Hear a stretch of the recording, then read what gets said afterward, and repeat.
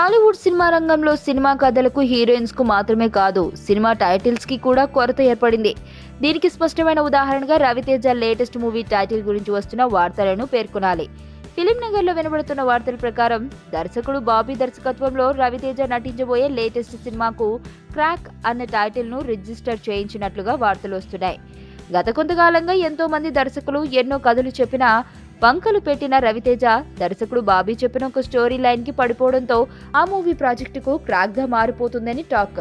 రవితేజ గతంలో నటించిన kick power cinema titles బాగా జనంలోకి చొచ్చుకొని పోవడమే కాకుండా మంచి విజయాలు సాధించిన నేపథ్యంలో ఇప్పుడు మళ్ళీ అటువంటి మాసీ మసాలా టైటిల్ క్రాక్ తో త్వరలో సెర్చ్ పైకి వెళ్లబోతున్నట్లు టాక్ వినిపిస్తుంది.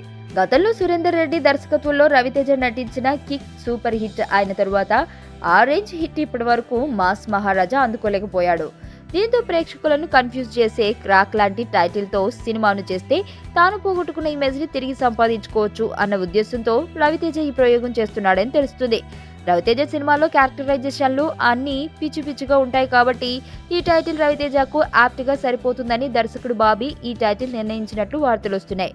ప్రస్తుతం ఈ సినిమా హీరోయిన్ కోసం అన్వేషణ జరుగుతుందని టాక్. అయితే రవితేజ సినిమా అనేసరికి హీరోయిన్లంతా లైట్ తీసుకుంటున్నట్లు సమాచారం. రవితేజ సినిమాల్లో హీరోయిన్ పాత్రకు అంతగా ప్రాధాన్యం ఉండదని, అది కాకుండా ప్రస్తుతం మాస్ మహారాజా ఇమేజ్ పూర్తిగా తగ్గిపోవడంతో చాలా మంది హీరోయిన్స్ ఈ మూవీ ప్రాజెక్టుపై పెద్దగా ఆసక్తి కనబరచడం లేదు అనే వార్త కూడా ఉన్నాయి. దీంతో దర్శకుడు బాబీ రవితేజ కోసం కొత్త అమ్మాయిని వెతికే పనిలో ముంబై చుట్టూ తిరుగుతున్నాడని తెలుస్తుంది. ఏడాదికి కనీసం 2 సినిమాలలో నటించే రవితేజ సినిమాలు లేకుండా ఈ 2016 ముగిసిపోతోంది అంటే ప్రస్తుతం మాస్ మహారాజా పరిస్థితి ఎంత విచిత్ర పరిస్థితుల్లో ఇరుక్కుందో అర్థమవుతుంది. కనీసం ఈ క్రాక్ తో అయినా రవితేజ తన పూర్వ వైభవాన్ని పొందుతాడో లేదో చూడాలి. నేను ఆనంద్. ఈ భూమన్నా, ఈ భూమి మీద ఏ సృష్టి అన్నా నాకు చాలా ఇష్టం.